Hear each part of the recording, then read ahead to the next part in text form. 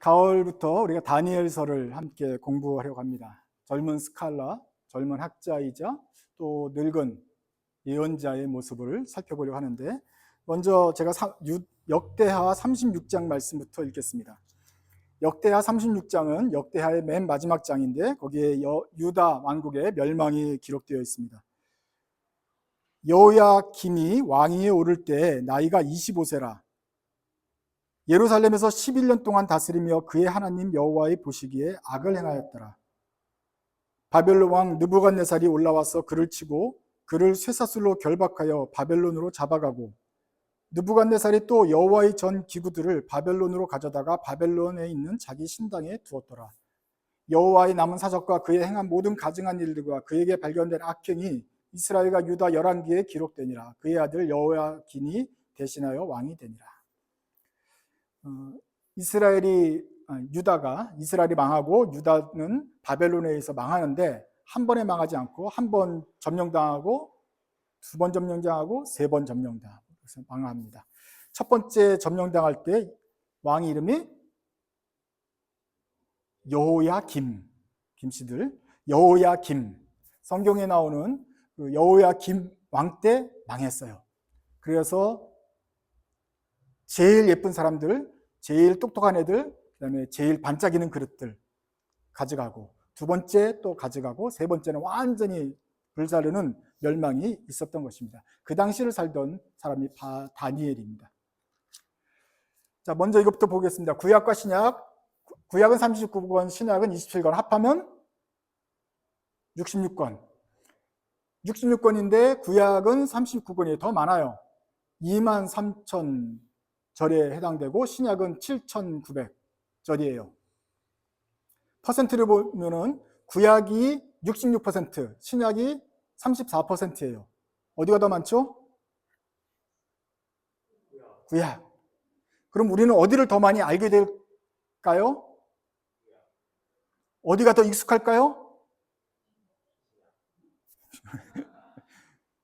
두 배나 더 많은데, 우리가 기억하고 있는 구절은 신약 조금 있고 그래요.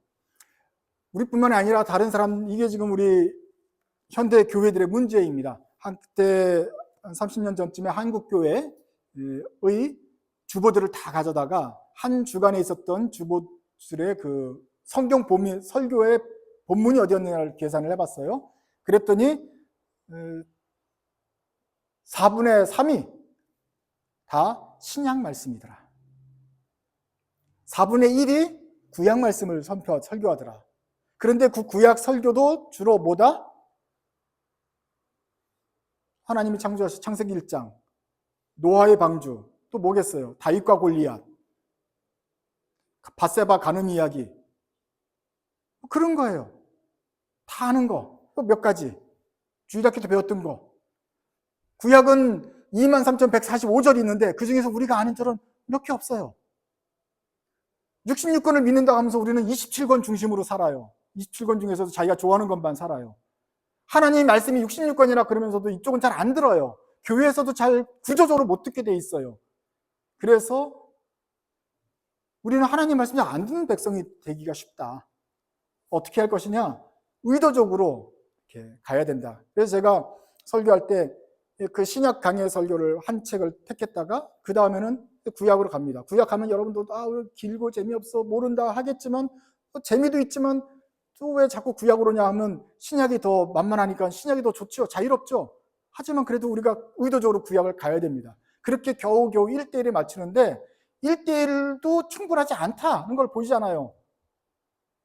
구약이 지금 3분의 2가 두 배를, 구약을 두 번 하고 신약을 한 번 오고 이래야 겨우 맞을까 말까인데 그렇지 않다 이 말이죠. 그래서 오늘 우리가 구약을 다니엘서를 하는데, 이 다니엘서야말로 또 교회에서 잘 안 가르치는 성경이다. 다니엘서가 성경에 있다는 건 아는데 다니엘서를 읽는 크리스찬은 많지 않다. 아마 여러분 어쩌면 여러분의 다니엘서를 쭉 펴면서 짜자자작 소리가 날지 몰라요. 평생 한 번도 안 펴본 장이기 때문에. 아니에요. 잘 펴봤을 거예요. 다니엘서 1장 2장은 사자굴에 갇힌 다니엘 뜻을 정하여 나는 고기를 먹지 않겠다 이런 게 있으니까. 그럼 다니엘서 4장은, 다니엘서 5장은, 그 13장까지 나가는 그 다니엘서 뒷부분은 전혀 읽어보지도 않았어요. 그러고 나서는 우리는 성경을 이 무거운 걸 들고 다닌단 말이에요. 읽지도 않을 거면서. 그리고 우리가 아는 다니엘은 뭡니까? 사자굴에 갇힌 다니엘, 용감하다. 그거밖에 몰라요. 그러니 우리가 성경 말씀을, 하나님의 말씀을 읽어라는 말씀을 순종하고 있다고 말할 수 있느냐 하는 것이죠. 그래서 이번에 다니엘서를 한 장씩 우리가 할 때 어쩌면 여러분이 평생 처음으로 볼지도 몰라요. 잘 주의해서 들으시면 좋겠어요. 왜냐하면 앞으로 또 10년간은 다니엘서 올 기회가 좀 적어요. 그러니까 이번에 잘 들으시고 또 평생에 다니엘서를 공부하는 데 기초로 삼으시면 좋겠습니다. 저하고 다니엘 1장을 한 절씩 교독하면서 읽고 제가 중간중간에 설명을 드리겠습니다.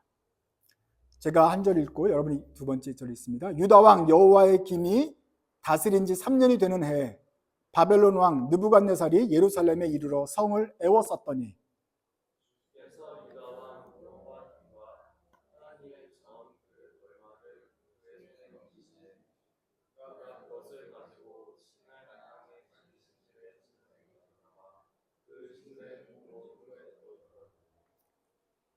여호와 김이 다스릴 때 이제 바벨론 왕, 이제 그 전에는 니느웨가 북이스라엘 멸망시켰고 새로 등장한 바벨론 왕이 아주 그 제국을 이루고서는 유다를 점령을 합니다. 말을 잘 안 들어요. 그래서 점령을 했죠. 그러고 나서는 그 예쁜 그릇, 예쁜 사람들 다 가져가는 거예요. 그래서 하나님의 성전이 그중에 금그릇 비싼 것 다 가져가가지고 자기의 그 보물로, 전리품으로 가져갔더라 하는 것이죠.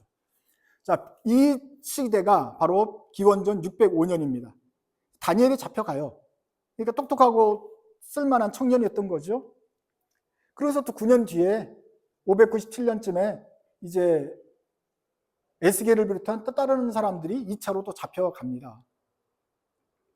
이게 9년인지 10년이 정확하진 않아요. 왜냐하면 이게 이 605년도 쉬고 605, 606, 607 이렇게 쉬는지 아니면 605 다음에 606, 7, 8로 쉬는지에 따라서 틀리긴 하지만 어쨌거나 9년 지나고 10년 지나고 한 다음에 587년이 됐을 때 이거는 외우셔도 좋겠습니다. BC 587년에 최종적으로 성전이 붕괴된다. 이거 누가 지은 거죠?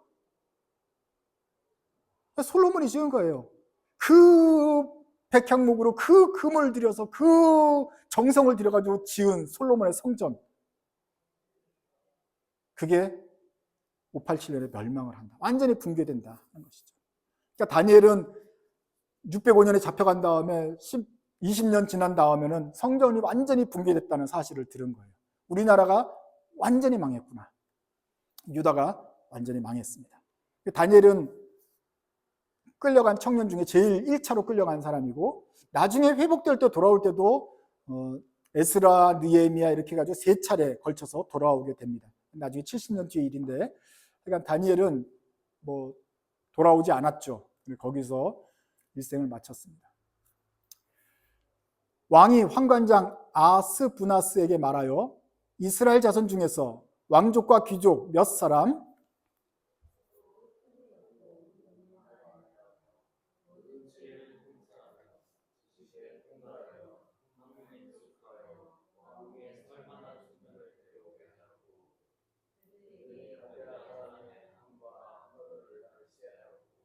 또 왕이 지정하여 그들에게 왕의 음식과 그가 마시는 포도주에서 날마다 쓸 것을 주어 3년을 기르게 하였으니 그 후에는 그들은 왕 앞에 서게 될 것이더라. 그냥 똑똑해서 납치해온 거죠. 데려오게 해야 했어요. 쓸만한 자원들을 데려와서 신학문을 가르쳤어요. 그 다니엘이 할 수 있는 언어는 아마 지금 고등학교나 대학교 요 정도 젊은 청년이었을 거예요. 한참 똑똑한. 그런데 유다 말밖에 못해요. 근데 갔다가 써가지고 바벨론 제국에 다스리는 그 일단 읽고 쓸 줄 아는 말단 공무원이라도 시켜서 써먹으려면 똑똑한 애를 가야 되니까 일단 와서 바벨론 말 가르치고 여기 각 지방으로 파견하면 그 나라 말도 가르치고 바벨론의 언어 습관 문화 가르쳐야 되니까 한마디로 국립대학에 입학을 시킨 거란 말이죠. 그래가지고 혹독하게 훈련을 시킵니다. 그리고 그 중에서 잘하면 잘하는 대로, 못하면 지방으로, 잘하면 중앙으로, 더 잘하면 왕궁에서 일하는 관리가 되겠죠. 데려와라, 납치해라, 언어를 가르쳐라. 이거 공짜로 ESL 반에 들어가느냐? 그게 아니에요. 3년을 기르게 하였으니. 무슨 가축처럼, 노예처럼 우리 나중에 써먹으려고 투자하는 거예요. 기르는 거예요.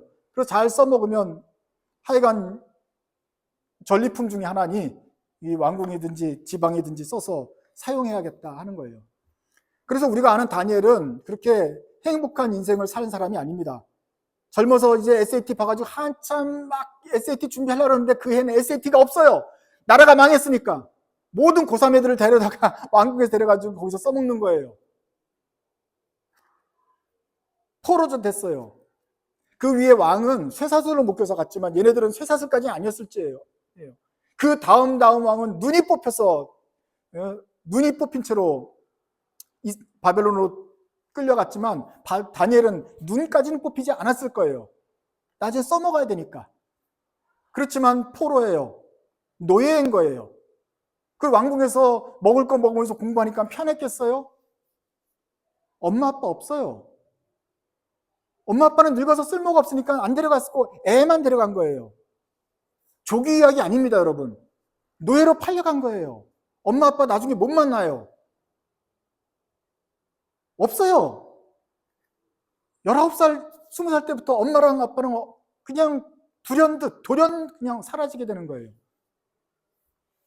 그 땅에서 다니엘이 총리가 된 것만 여러분 생각하시죠? 총리가 아니에요. 이민자로 살면서 계속해서 나그네로 살면서 그 나라, 남의 나라 왕을 떠받들면서 사는 사람이에요. 행복했을까요? 아니, 심기가 편했을까요? 친척도 없어요. 그냥 그 끌려온 노예들끼리 그냥 같이 가끔 시름을 달래면서 사는 거예요. 이민 1세대예요. 납치 1세대란 말이에요. 위에 선배들이 와서 야, 이럴 때는 이렇게 해야 된다. 가르쳐준 사람도 없어요. 얘네들이 처음 끌려간 유대인이에요. 그러니 맨 땅에 헤딩하는 거예요. 그리고서 빨리빨리 바벨론 말을 배우고 풍습에 익숙해지는 대로 거기서 살아남아야 되는 그런 상황이었던 것입니다. 3년 동안 과연 이 노예로서 눈물을 흘리면서 엄마 생각하면서 어떻게 살았을까 생각이 됩니다. 그들 가운데는 유다 자손 곧 다니엘과 하냐나와 미사엘과 아사랴가 있었더니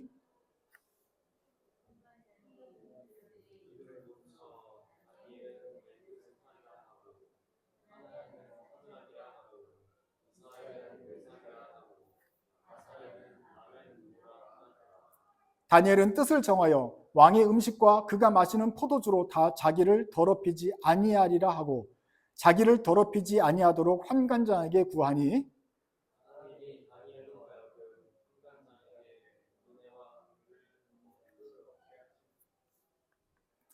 다니엘은 뜻을 정했다 그랬습니다. 그래서 왕의 음식과 그가 먹는 포도주로 자기를 더럽히지 않겠다고 뜻을 정했고 신앙을 갖게 살겠다고 했어요. 그래서 뜻을 정하여, 얼마나 멋있는 말입니까? 여러분도 그렇게 살아라, 뜻을 정해라 그러는데 컨텍스트, 그 상황이 이해가 없이 그냥 뜻을 정한다 그러면 너무 추상적이 돼요. 포로라 그랬어요. 노예고 고아 소년이에요. 그리고 얘는 근데 유대인이에요. 근데 이 바벨론은 유대교를 믿는 나라가 아니라 다신교예요. 막 온갖 신들이 다 있어요. 어떤 사람은 야, 출세했다 그러는 거예요. 야, 네가 시골에서 시애틀 구석에서 살다가 그게 아니라 갑자기 뉴욕으로 납치돼가지고 거기서 큰 뉴욕 주립대학에서 막 3년 동안 영어 공부시키고 그러면 너 출세한 거 아니냐? 엄마도 없지만 뉴욕에서 되니까 얼마나 좋은 거야. 그럴지 몰라요. 하지만 부모도 없고 마을도 없고 아는 사람도 하나도 없는 상태에서 자기의 정체성마저 없어져요. 더 이상 교회를 못 다녀. 뉴욕은 크리스찬이 없는 곳이라고 생각해봐요. 다신교야. 전혀 다른 시내에 있어요. 그러면은 교회 갈 거예요? 크리스찬이에요? 그러면 뉴욕에 가서 잡혀간 순간에도 거기 예배당이 없어도 예배 드릴 거 안 드릴 거예요? 안 드릴 거예요? 이번엔 긍정적으로 대답을 하길 원했어요. 자, 여러분들이 다 20살 청년이에요. 엄마 아빠 있다가 뽑혀가지고 그냥 먼 나라로 갔는데 거기는 예배당도 없어요. 일요일도 없어요.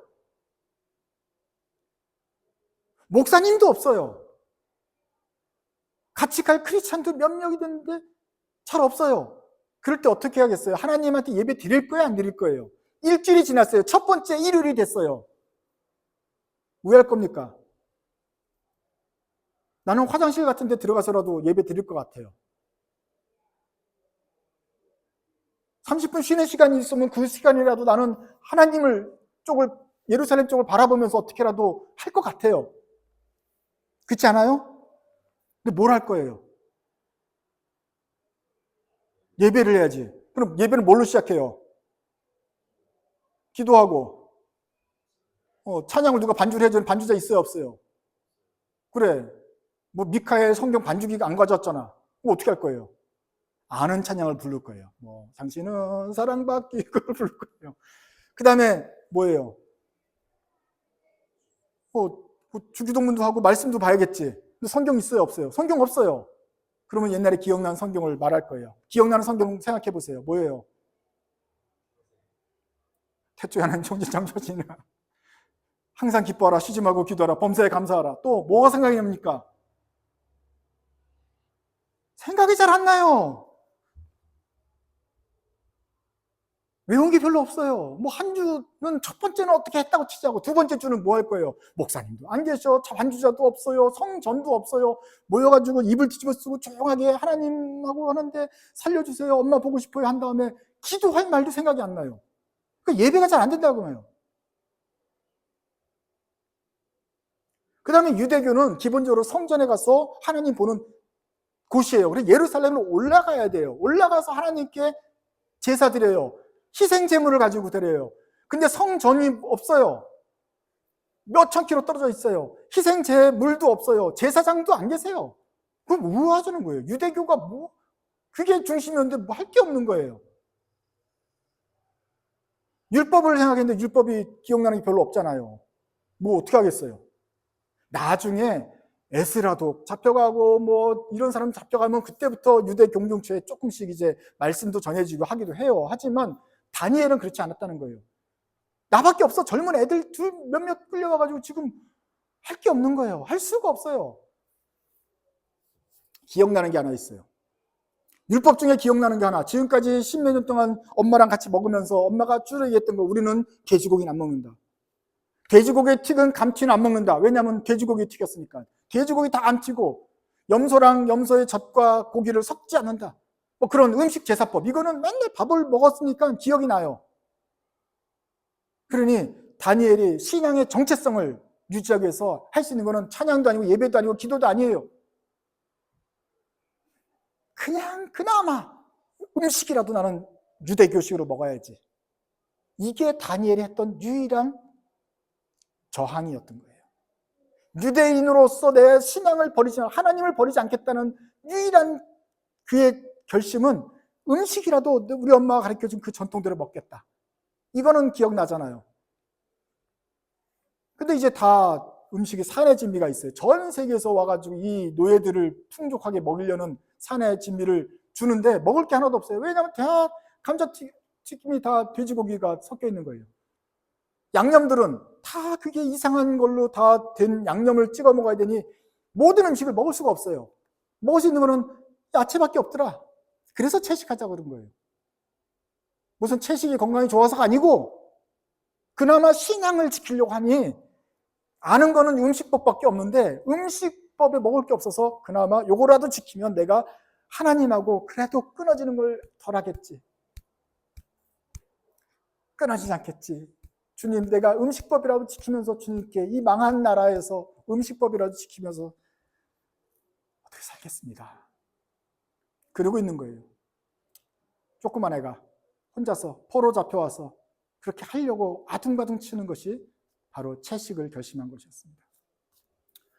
환관장이 다니엘에게 이르되 내가 내 주 왕을 두려워하노라. 그가 너희 먹을 것과 너희 마실 것을 지정하셨거늘 너희의 얼굴이 초췌하여 같은 또래의 소년들만 못한 것을 그가 보게 할 것이 무엇이냐. 그렇게 되면 너희 때문에 내 머리가 왕 앞에서 위태롭게 되리라 하니라.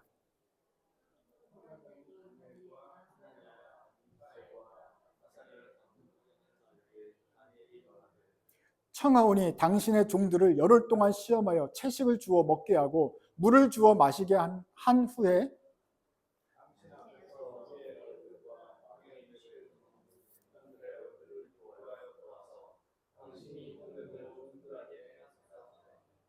그가 그들의 말을 따라 열흘 동안 시험하더니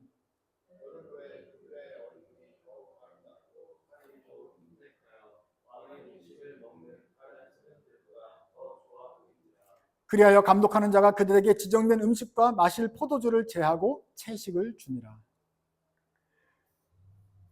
그러니까 채식을 먹으면 몸이 뽀뽀해진다, 얼굴이 피부가 좋아진다, 이런 걸 말하려고 한 것이 아니고, 다니엘이 끌려가서 울면서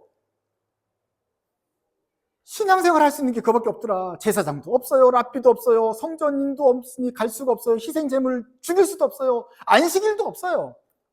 율법 책이 있어야 뭘 보지요. 이방인과 구별될 수 있는 유일한 길은 채식밖에 없더라. 자기가 할 수 있는 기억나는 율법, 그리고 할 수 있는 순종은 돼지고기 안 먹는 밖에 없습니다. 근데 그거라도 하겠습니다. 그것이. 여기서 무슨 하나님께 영광을 돌리고 뭐 그런 게 어디 있어요. 지금 다 노예주의제 그냥 할 수 있는 바벨론 말 공부하면서 하는 것 외에는 뭐 할 게 없어요. 그나마 매번 세끼 식사 시간 때마다 내가 이거라도 하면서 하나님께 기도하는 시간으로 버텨냈던 것입니다. 그것이 자기 쓰러져가는 자기 고향과 부모님과 연결할 수 있는 유일한 끈이었어요. 나는 유대인이다. 유대인식으로 먹고 산다. 그런데 거기 은혜가 있었습니다. 17절 하나님이 이 네 소년에게 학문을 주시고 모든 서적을 깨닫게 하시고 지혜를 주셨으니 다니엘은 또 모든 환상과 꿈을 깨달아 알더라.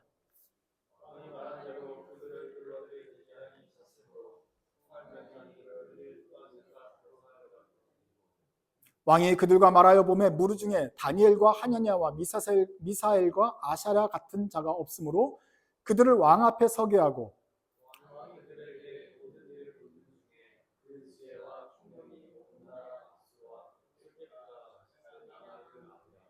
다니엘은 고레스 왕 원년까지 있습니다. 그러니까 이 당시에 한마디로 학문이 이제 막 뭐 경제학, 생물학 발달하지 않았기 때문에 이제 주로 나라의 정세를 묻는 지혜자.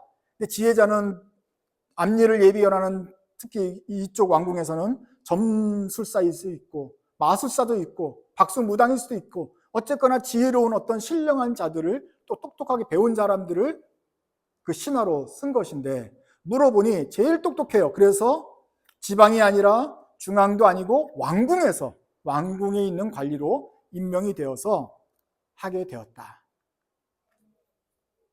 어떤 사람은 출세했네 그러는 거예요. 시애틀 지방법원 뭐 이런 게 아니라 저기 뉴욕에 가서 워싱턴에서 대법원에서 일하게 됐네. 출세네. 아니거든요.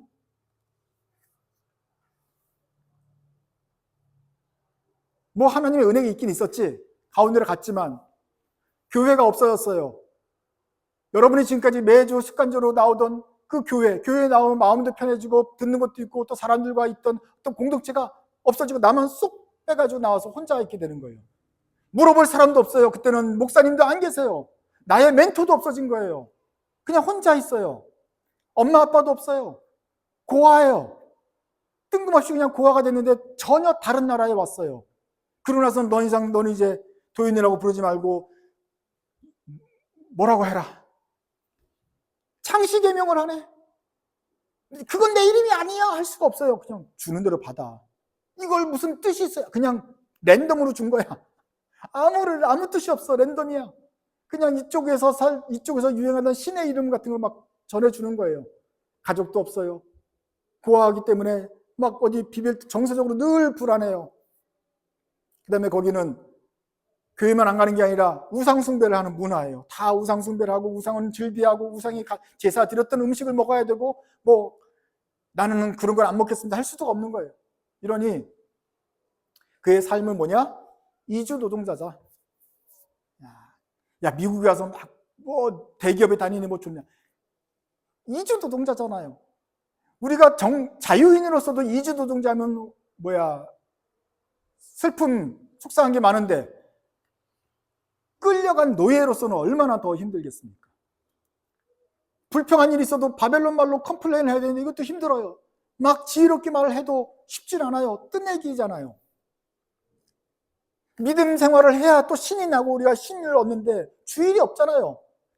있어도 갈 교회가 없어요. 모여서 같이 힘을 합심 기도할 친구들도 없어요. 음식도 달라요. 먹어도 이게 쉽질 않아요.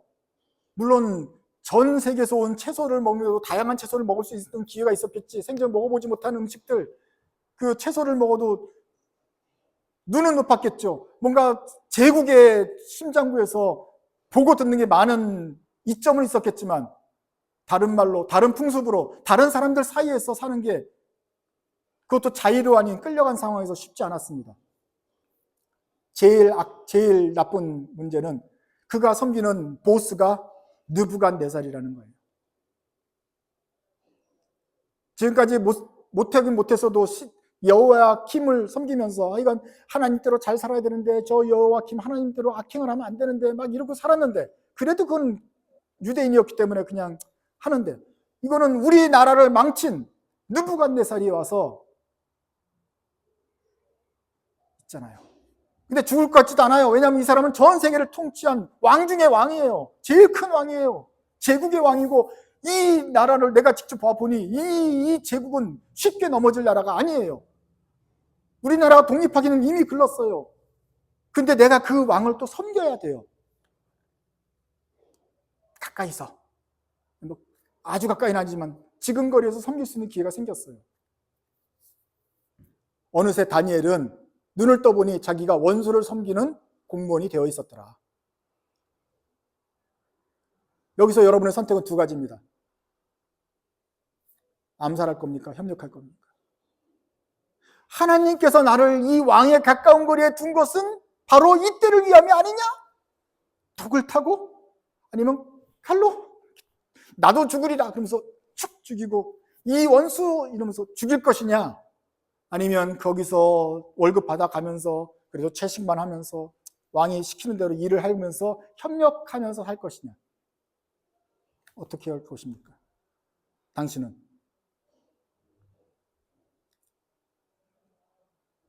일단 살고 장가는 가야겠죠? 근데 하나님께서 거기에 딱 준 거는 암살하라고 원수를 갚으라고 둔 거 아닐까요? 그럼 암살할 거예요? 협력할 거예요?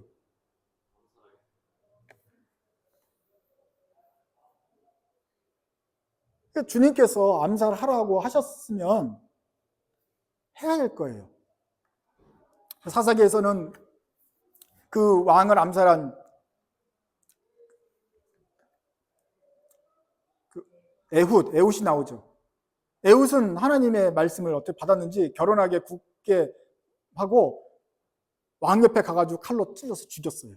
그리고 죽고 빨리 도망왔지. 그만큼 암살은 위험한 건데 걔는 그 일을 했단 말이죠.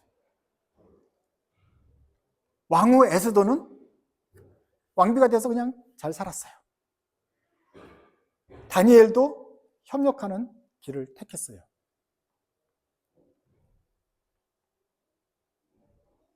이것은 내가 봐서 암살을 해야 될까 협력할 것인가 아마 고민한 건 아닐 것 같아요. 고민을 많이 했을 순간이 있을 거예요. 내가 이거 암살해야 되고 주님께서 나를 보내셨나? 할 수도 있어요. 그런데 주님의 마음이 지시하심이 있었을 거라고 생각합니다. 협력이라 여기서 일을 하자. 여기가 나의 삶의 터전인가 보다. 그렇게 생각했나 봐요. 그래서 다니엘은 그냥 그 왕궁에서 열심히 생활을 합니다. 다니엘은 뜻을 정하여 자기를 더럽히지 아니하도록 환관장에 구하였는데 그 환관장이 그한테 잘 이렇게 허용을 해줬어요. 그래서 다니엘과 세 친구들, 이 네 명은만큼은 유대인의 그 음식법을 따라서 채식을 하면서도 왕에게 인정받아서 왕궁에 가까이 출세하는, 좀 더 왕 가까이에 가서 사는 길에 서게 되었어요. 그 길이 힘들고 어려웠지만 분명히 여기서 왕을 죽이려고 하나님이 보낸 건 아닌 것 같고, 죽이라는 어떤 음성도 없었으니 그냥 거기서 있어요. 하나님이 죽이라고 했으면 어떻게든지 네 명이 힘을 합해서 죽였을지 모르겠어요. 하지만 원수를 갚는 것이 하나님 뜻이 아니었어요. 분명한 뜻이 없었기 때문에 그들은 그냥 계속해서 그 땅에서 주어진 일을 할 수밖에 없었습니다. 그런데 주어진 일을 하는데 하나님의 은혜가 거기에 있더라. 하나님이 네 손에게 학문을 주시고 모든 서적을 깨닫게 하시고 지혜를 주셨어요. 모든 환상과 꿈을 깨달아가는 은사가 넣어졌어요. 분명히 암살은 탤런트가 없어요.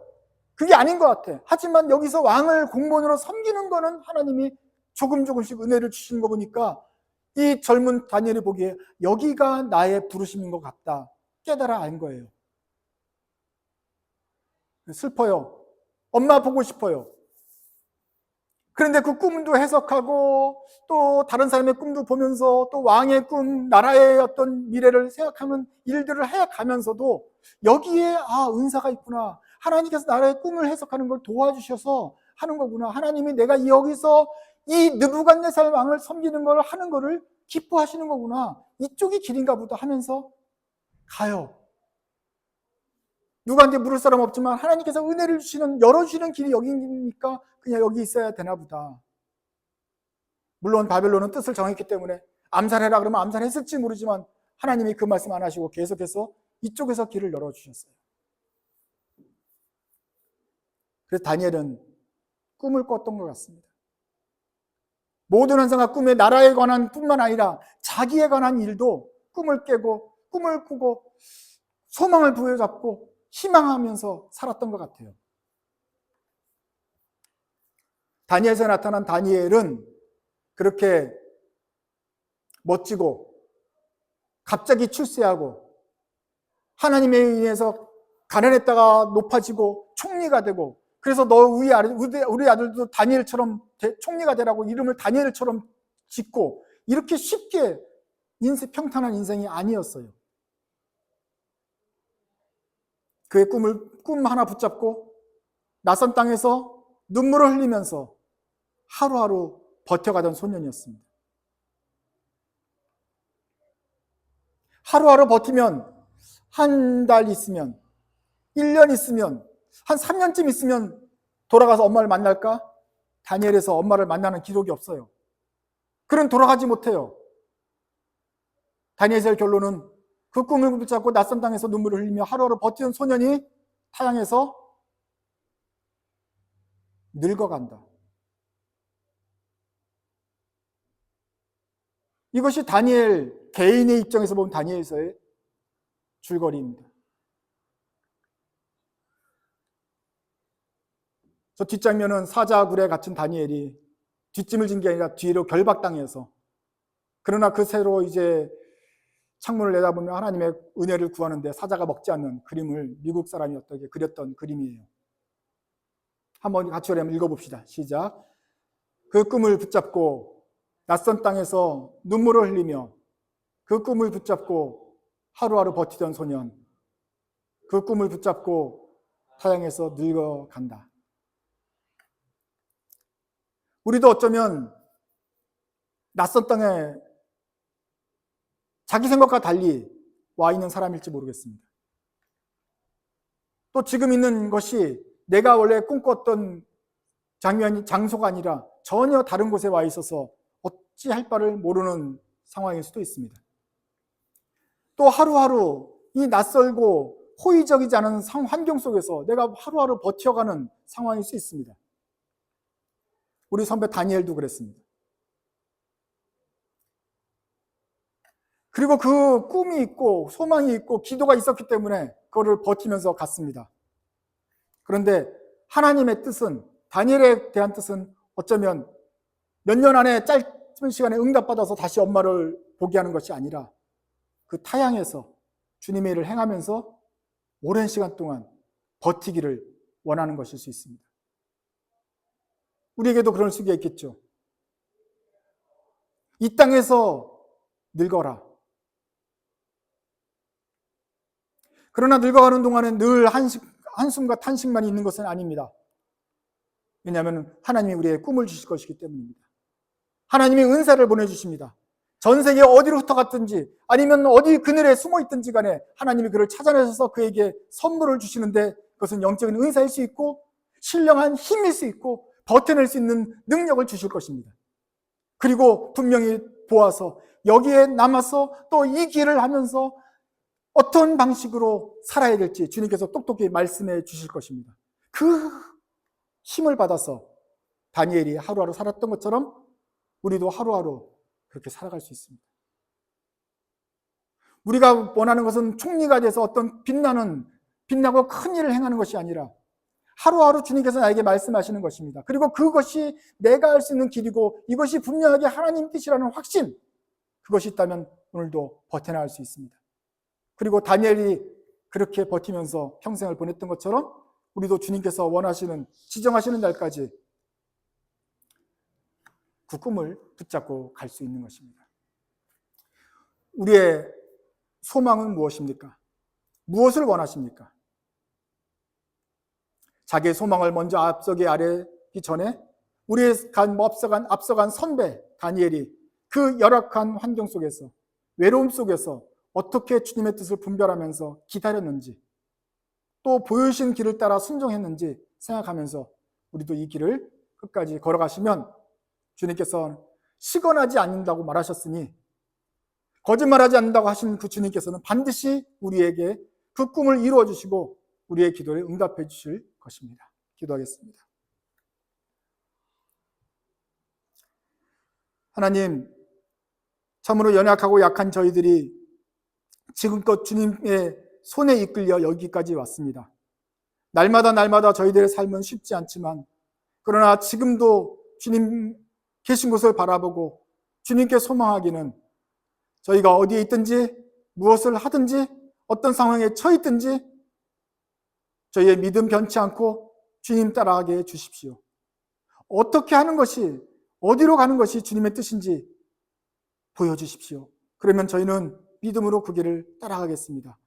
하루하루 고민하며 주님의 뜻을 분별하며 갈 때 저희를 주님의 길에서 떠나가지 않게 하시고 주님께서 원하시는 그 길에 계속해서 올라설 수 있도록 저희를 이끌어 주시옵소서. 저희들이 원하는 바가 있고 간구하는 바가 있습니다. 주님이 아시고 계시오니 들으신 주님께서 하나님의 뜻이 보시기에 가장 적합한 때에 적합한 방법으로 응답해 주시옵소서. 그때까지는 저희가 인내하며 주님의 뜻을 고민하며 부르신 곳에서 그 부르심을 열심히 행할 수 있는 용기와 끈기도 주시옵소서. 예수님의 이름으로 기도드립니다. 아멘.